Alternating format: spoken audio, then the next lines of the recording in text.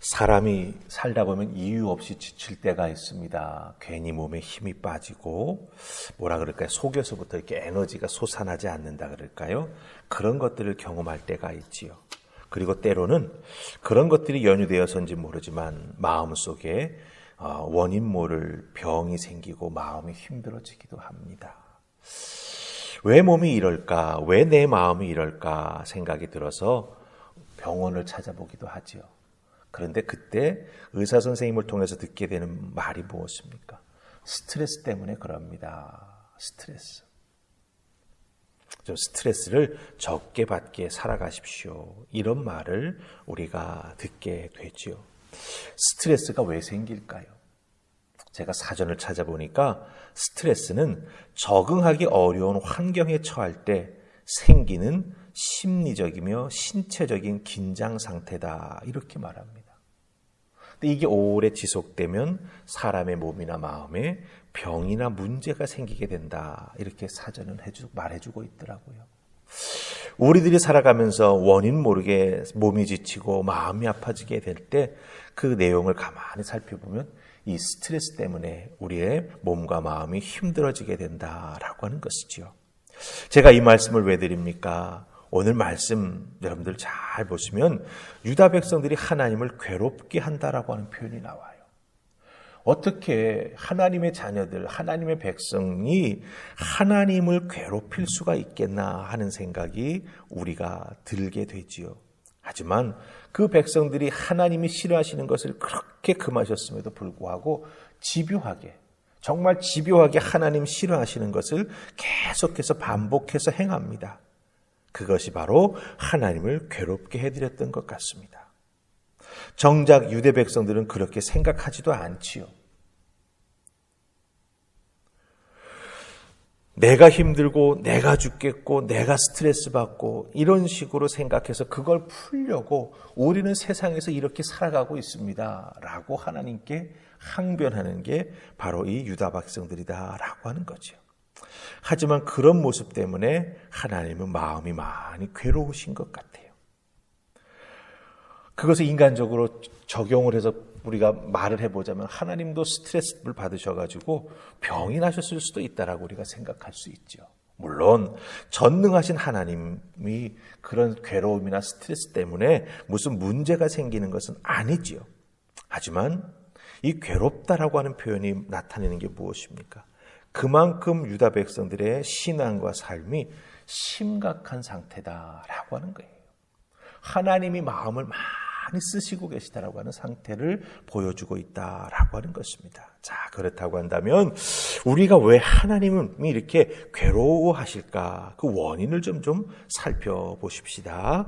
자, 우리 17절 말씀입니다. 2장 17절 여러분 다 찾으셨죠? 같이 읽습니다. 자, 시작.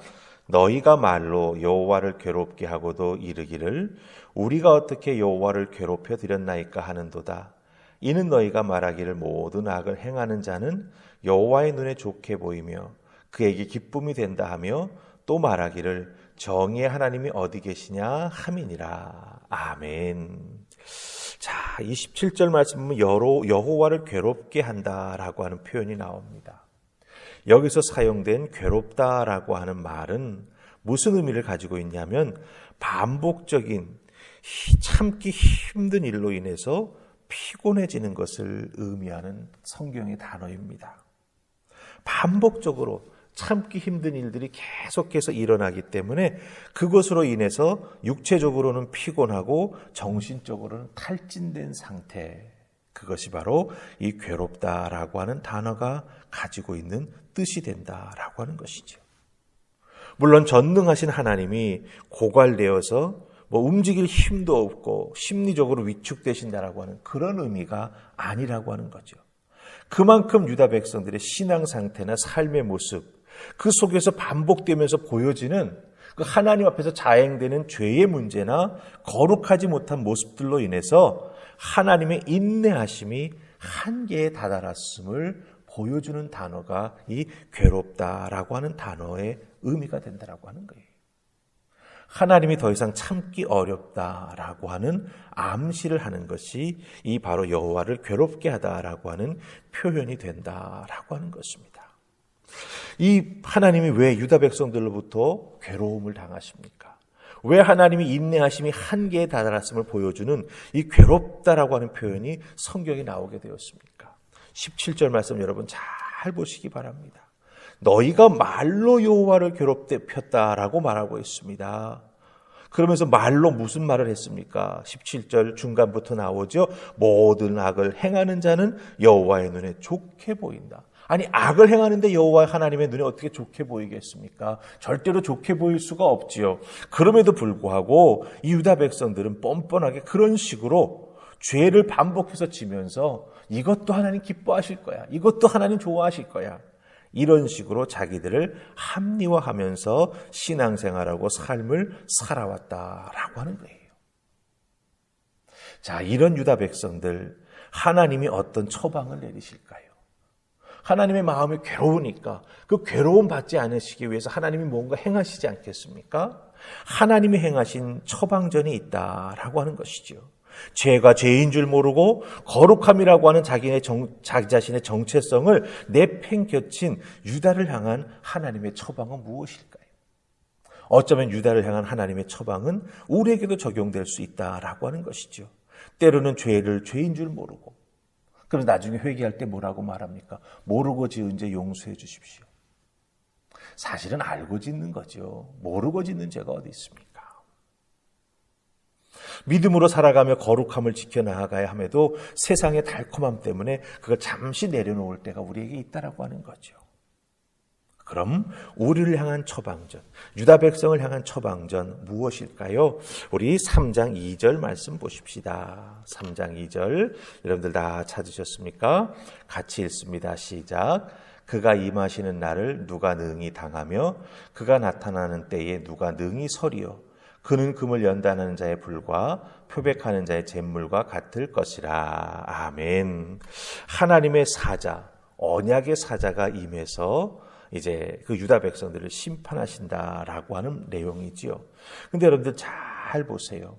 그 하나님의 심판하시는 종이 와서 무엇을 행하시겠는가라고 할 때 두 가지를 말씀하십니다.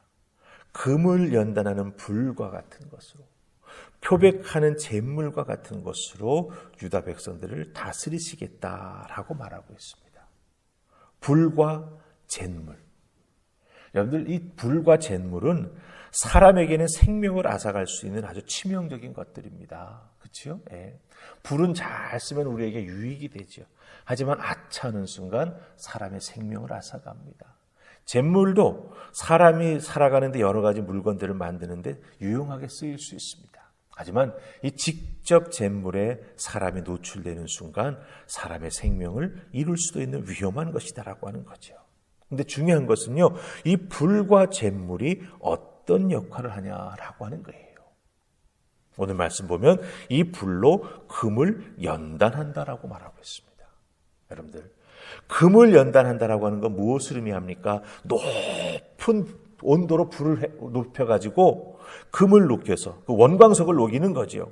그래가지고 그 속에 있는 불순물은 제거하여 버리고 순금만 정제한다라고 하는 뜻을 가지고 있습니다.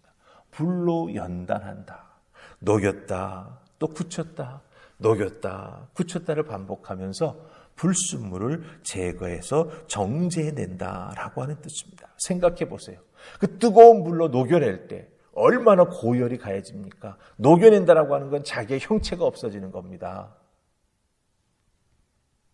그 과정을 거쳐서 순금을 정제해낸다라고 하는 것이죠.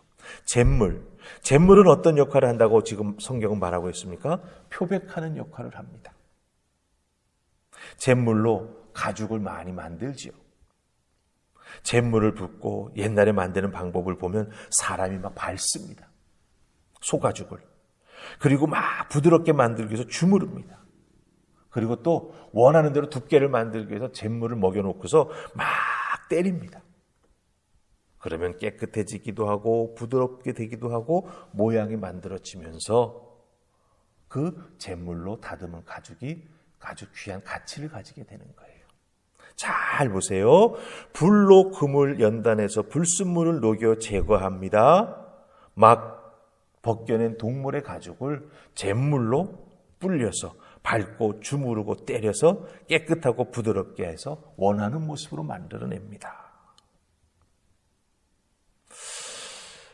참으로 하나님께서 하나님의 뜻에 불순종하는, 말로는 우리가 이렇게 하지만 하나님 앞에 우리 죄 짓는 게 아니야 라고 말하는 그들을 향해서 내리신 그 연단의 도구, 다스리시는 도구, 바로 불과 잿물이었다라고 하는 것이죠. 그 하나님의 사자를 시켜서 소멸하고 죽여 없애는 게 아니라, 여기서 잘 보셔야 돼요. 하나님이 아예 제해버리시는 게 아닙니다. 그렇죠? 예. 왜 불로 연단하십니까? 왜 잿물로 표백하십니까? 불순물 제거하고 깨끗하게 만들고 하나님 원하시는 모양으로 다듬어서 다시 쓰시기 위함이에요. 없애버리려고 하는 게 아닙니다. 여러분들, 하지만 이 과정이 힘들지요. 그래서 회개가 힘든 겁니다. 하지만 회개한 자를 하나님은 어떻게 하십니까? 다시 받아주시고 또한 은혜와 축복으로 하나님께서 덧입혀 주신다라고 하는 거예요. 우리가 하나님의 연단 과정, 표백하는 과정을 어떻게 반응하느냐에 따라서, 내가 어떻게 거기에 믿음으로 응답하느냐에 따라서 정금이 되기도 하고 잘 사용되는 좋은 가죽이 되기도 할 수 있습니다. 하지만 잘못하면 소멸하는 불순물이 될 수도 있죠.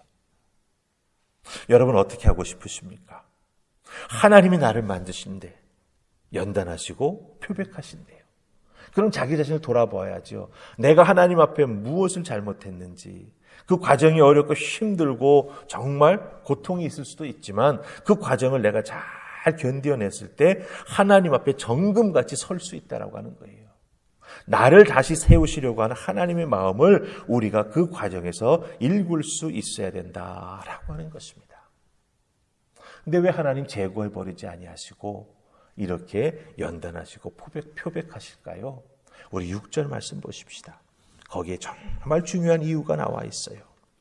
6절 찾으셨습니까? 오늘 설교의 결론으로 이 말씀 읽습니다. 자, 시작. 나 여호와는 변하지 아니하나니 그러므로 야곱의 자손들아 너희가 소멸되지 아니하느니라. 아멘. 하나님의 사랑은 변함이 없어요.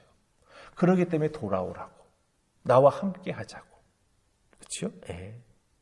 그래서 그 연단의 과정, 회개함으로 순종함으로 믿음으로 하나님 앞에 나아가 정말 귀하게 새로워지는 그런 우리들의 모습 꼭 필요하다라고 하는 것 기억하시고, 이런 과정 중에 있는 분들은 믿음으로 잘 응답하셔서 하나님 앞에 귀한 모습으로 다시 세워져 나아갈 수 있기를 주님의 이름으로 축원합니다. 아멘. 우리 기도하십시다.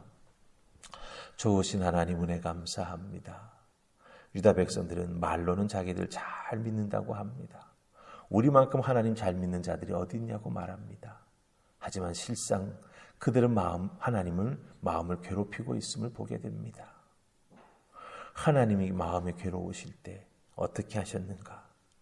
그들을 연단하셨고 그들을 표백하셨습니다. 아예 제하여 없애버리신 것이 아니라 다시 세워주시기 위해, 다시 기회를 주시기 위해 연단하시고 표백하셨습니다. 그 과정이 어렵고 힘들지만 잘 믿음으로 응답하여 회개하며 순종하며 나아갈 때 우리가 다시 믿음을 회복하고 하나님 앞에 귀한 믿음의 사람으로 세워질 줄 믿습니다. 주님, 이 귀한 하나님께서 우리를 만드시는 그 손길을 기억하게 하시고 하나님 앞에 늘 믿음으로 순전하게 살아가는 우리 모두 되게 하여 주시옵소서. 감사하옵고 예수님 이름으로 기도하옵나이다. 아멘.